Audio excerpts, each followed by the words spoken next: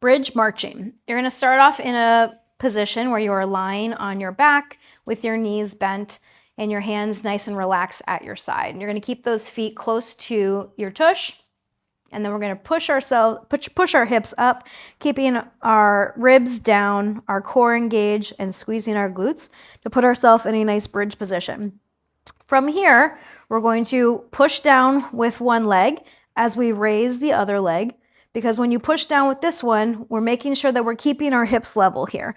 This is the key with this movement. We don't want to see, a lot of times, one of the biggest things that we'll see is when people do this, their hips end up falling to the side. We want to make sure that you're maintaining a good level hip. So I like to kind of put my hands here just as a way for me to feel it, and then back down. And we're going to alternate marching. Okay, pushing down with this leg as I raise the opposite leg and putting it down. So we're holding a nice strong core as we just bring our knees up and down. Make sure you maintain your breathing the whole time.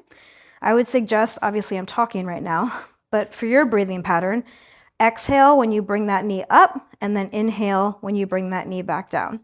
Exhale, knee up, inhale, back down. If you have a hard time maintaining the bridge during the movement, if you're noticing any sort of like discomfort in your lower back, I would suggest you put your hips down between the movements. So that would look like this. You raise up, you march up, and come back down. Try to do this one, and then come back down, and then give yourself a little bit of a break. Okay, raise up, march one, march two, back down. If that's too difficult, you can do it one at a time. So bridge up, and one knee up, come back down.